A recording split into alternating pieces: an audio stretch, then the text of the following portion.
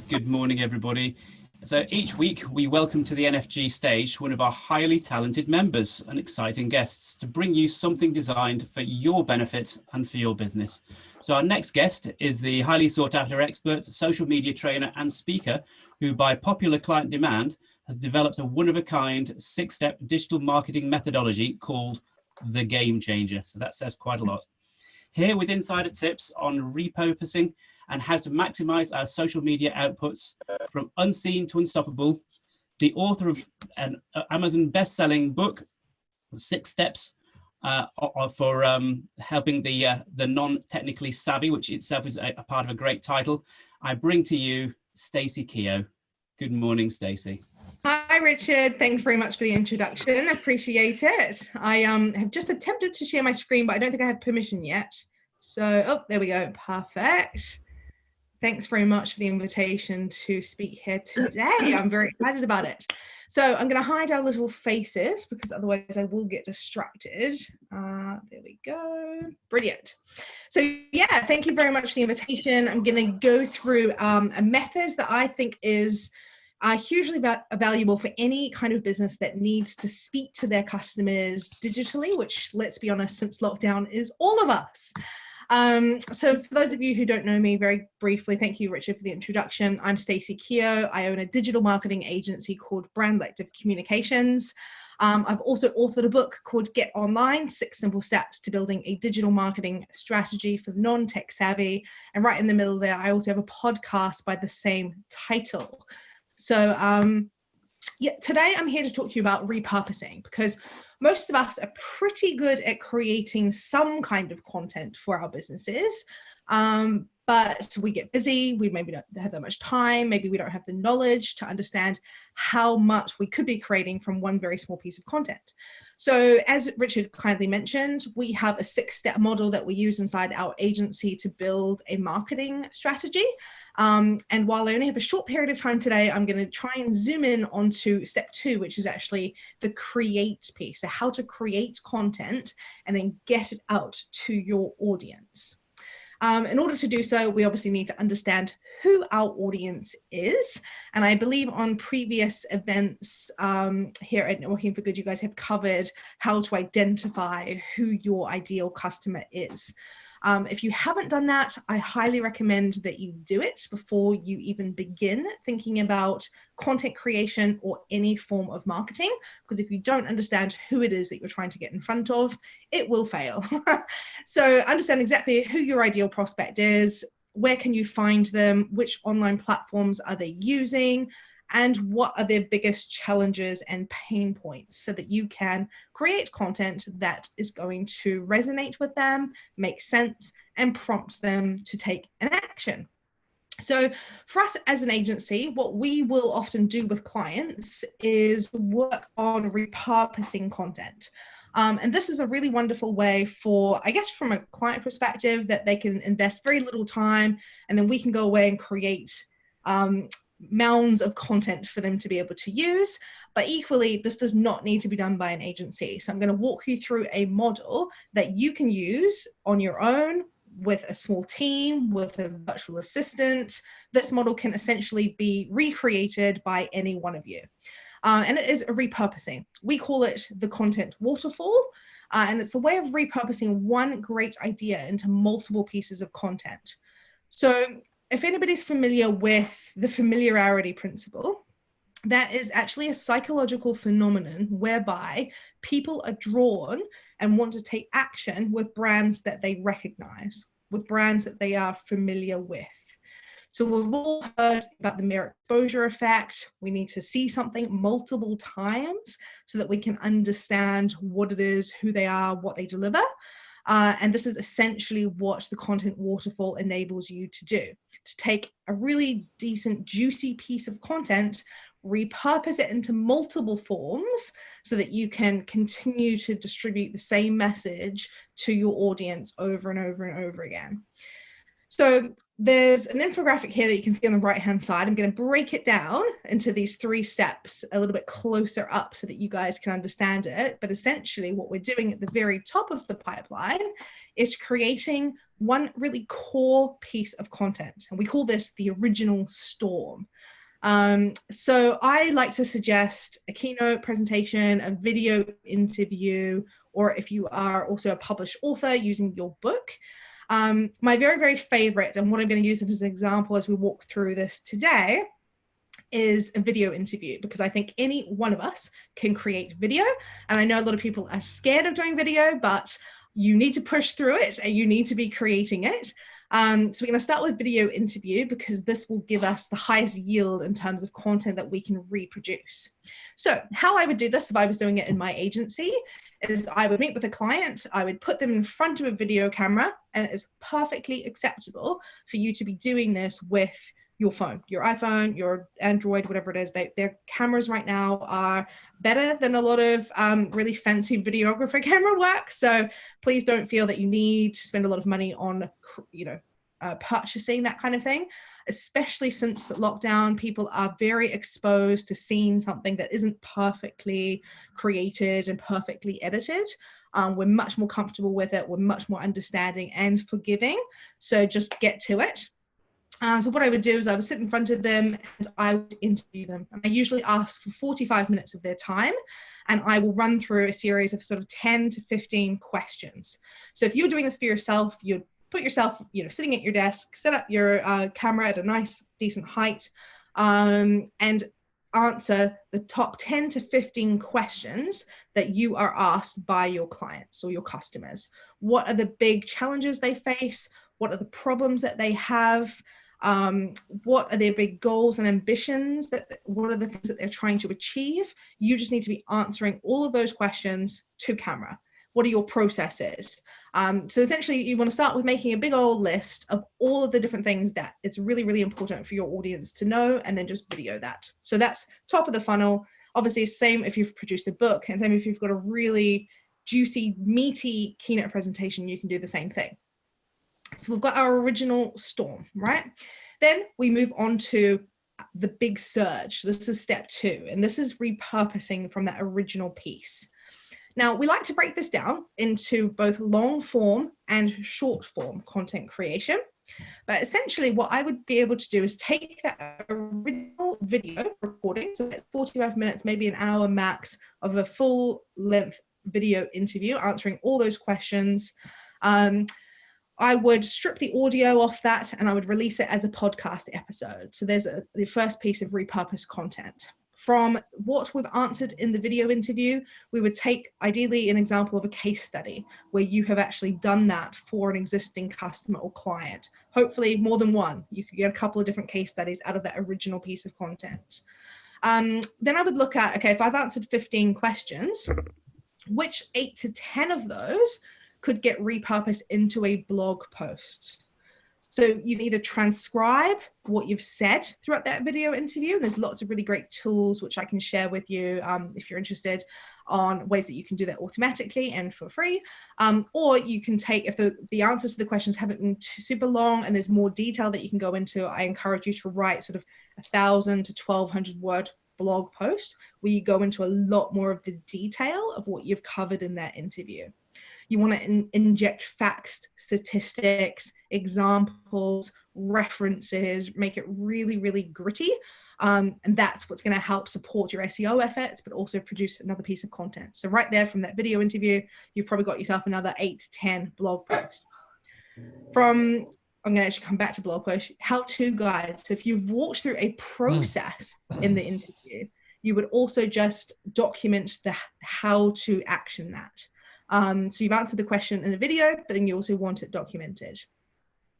From your original, what you've answered in those questions, you might also walk through a process, in which case you can create an infographic. And this is exactly how this infographic was actually created for me, where my team were asking, how do we teach our customers how to repurpose content? And I just walked them through this exact process. It was then turned into this infographic. So that's all of our long form pieces of content. Now we've got these blog posts that have been produced. So we need to think about how can we now repurpose the blog post. So for each blog post, I would be looking to take 4 to 5 of the key points and create those into little graphics. So that could be pointing out some of the statistics or the facts or some of the really, really punchy key points. And I turn those into little social media cards, social media graphics. You've obviously already got you break down the original video form into little 1 to 2 minute snippets so that each of them can be released individually. So you're not just one big long video. That one big long video, by the way, I would put on a YouTube channel, but you'd chop it up into smaller pieces to actually distribute across other social media channels. Out of that same blog post, you will also take a quote. Any of the quotes that you've injected, you want to turn those into little graphics for social media as well. Once you have a series of blog posts, which you will have because you've written those 8 to 10 based off that original interview, you will also want to include that into a newsletter that's distributed to your audience. You can turn that into an email campaign so that you're putting that content right in front of your audience. And then also checklists is another sort of form of content. So if there's been sort of like a 7-step checkpoint you need to go through, or 32 points, I know Sheila Holt's on the call here. She's done a very good job of this in creating checklists for some of the processes that you've walked people through. So we're just looking at how do we rinse that original piece of content and produce multiple pieces. And actually, when I've gone through this process for a client before, we can actually take from that original interview, say they spend 45 minutes with me, I can usually, if I've prompted with the right type of questions, I can create about 170 pieces of content off the back of that one 45-minute interview. So if you're a business owner or a business leader, this is something that you could do with your team, is you spend the time creating that original piece of content, then they can go away and juice it up and like repurpose it, but add in all the gritty detail and all the facts and statistics and everything you need to make it really powerful for your audience. So now that we've created all of this, we need to be thinking about how do we distribute it. So step 3, the major flood. This is mass distribution of content out across all platforms. As you can see here, this actually that I've broken down is usually it's an infographic, or it's usually a banner that I have when I speak. So there's a lot more that we probably should add to the slide, but I've kind of highlighted some of the key ones for businesses that work in a B2B sort of environment. So LinkedIn posts, LinkedIn articles, Pinterest boards and pins. Even if Pinterest does not feel like it's an appropriate platform for you, it is extremely powerful when it comes to SEO. So as soon as you plonk something on Pinterest, it will index into the search results and show up in the image search in Google. So it can be a really nice way of just getting an instantaneous result in the search results. So I definitely recommend that, even if it's not your primary platform. Facebook posts, Facebook groups, tweets. I didn't even mention this earlier, but you've got your blog posts, and let's say you've written those blog posts and they're sort of 1,000 to 1,200 words.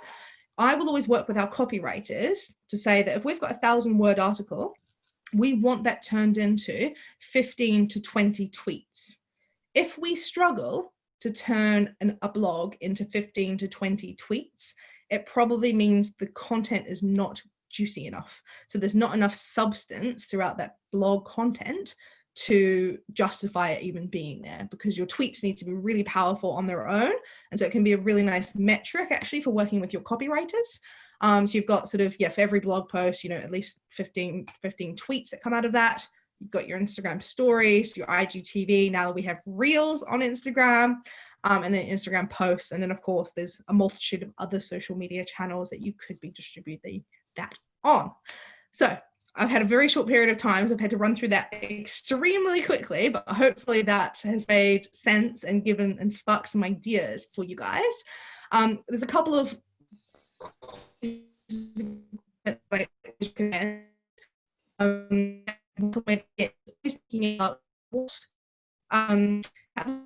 every single point. So do I have something people can watch? Do I have something that people can listen to? Do I have something that my audience can read? Do I have something actionable, something that they can do? So example here that I have in place for myself. We've obviously got our podcast called Get Online. I've got a YouTube channel. I've got a book. Get Online, or to the website to see how your digital marketing is currently performing. So all the different forms of content that you could be creating. I don't know how much time we've got left, but I'll just quickly talk about, obviously, we're all interested in doing good in the world. Yeah. Wrap it up. Yeah, like I was going to say, like I'm sure there's lots of people who've got lots of questions about what you've already sort of talked about in terms of actually repurposing. So, lovely. And so that would be great. And as you sort of said before, you actually sort of normally do this as a 60-minute podcast. And no matter how fast you speak, we can't actually ever quite kind of cram it in, really. So I'm sure there's going to be plenty more opportunities, as well as lots of one-to-ones where people want to know more, obviously. Yeah, absolutely. Well, yeah, I mean, I'll just quickly add there that with social impact, obviously we're a business for good. So we try to integrate this into every part of our process. So for anybody that does end up using this process or hashtag the content Waterfall on any of their social media platforms, that actually will result in 1 day of school tuition for an at-risk girl in Cambodia. So would really be enthusiastic about you guys sharing this and obviously doing something good. But yeah, if we've got time, really open to questions if we have time for that. Okay, do we have any questions from the room? I can't see if anybody's put any. Let's see if I can. Yeah, I've got a point. Stacey, I think what you said is brilliant. So don't get me wrong, but that's a very top-down approach. And a lot of people, when they're approaching something like that, think, I've got to do a 45-minute, hour-long interview. That's a big thing for me to do. Whereas doing a tweet or a 1-minute video is so much easier. What would you suggest that way? Because you've got to do something, but approaching it that way, it's a big, writing a book, how many months is that? What's that? Writing a book, how many months does that take? You know, you're expecting a big amount of work to start with. Yeah, well, I think it's a really good point. And I think the main struggle, the reason we came up with this process, obviously inside an agency, is that for working with a client, that we can spend as minimal amount of time with the client and then we can go away and do it. But of course, what I didn't want to stress is you need to work with an agency to do this. Of course, you can do this all yourself. You don't need to hire a professional necessarily to be able to create this. I think the main challenge, to be honest with you, Neil, is that lots of businesses face is they don't have the time to do it regularly. So they're often saying, oh my God, to even give up like 15 minutes a day to put a tweet out and to put a LinkedIn post out, like I struggle with that. Or I really struggle with the content. I really struggle to come up with what I should be saying every day. And is my screen still sharing? Yeah, it is. They really struggle with what to say every single day to their audience. So the reason that this method works really well is that you can spend that time upfront. You can really, really think about what is going to make the most impact to my audience? What are their challenges? What are their problems? What are their goals? And that you can spend the time answering those questions and then making that I guess what you're saying is you're communicating the same message over and over and over again, because we need to see that, we need to understand who you are as a business and what you do repeatedly. So you're saying this big chunk of work, you do it, you get it done, and then someone else breaks it down into all the other little bits. Yes, I mean, obviously in a perfect world, that is what I would say, because as an agency owner, we do this for clients, right? But I guess what I was hoping to demonstrate here today is that it's not essential, you know, like if I give you this infographic, you can use this as a blueprint to be able to do it yourself, for sure. Okay, thank you. You're welcome, no problems. Do we have any other questions quickly before we wrap up? You said there's some tools that you're willing to share. There's some of the free ones and stuff. They're always good because I like the word free. Yeah. But yeah, you could help us out. So the key one that I was just going to say as I was speaking then was, if you have some video content or audio content, one app that is a really good one to start with is called Otter. Has anyone used Otter before? I think your first, Neil saying yes. I think your first, I don't remember how long it is.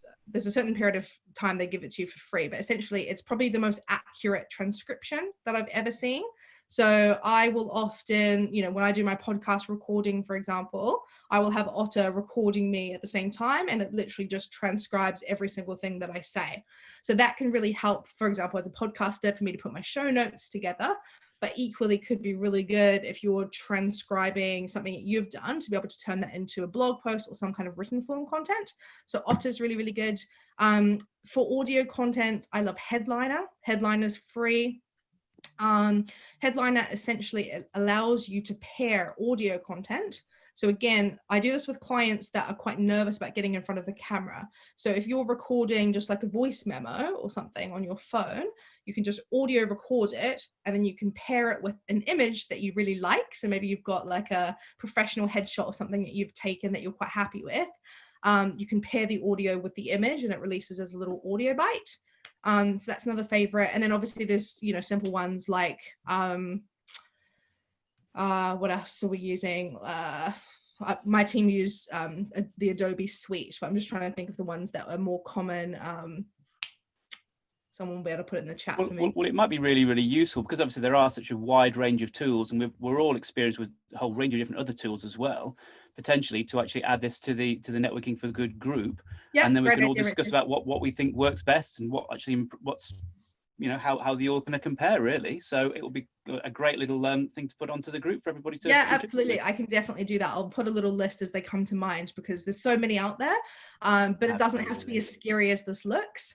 And essentially this process could just be applied to, you can do it yourself, you can hand it to someone to be outsourced, but it's about just making sure that you are staying focused on what you're communicating to your audience.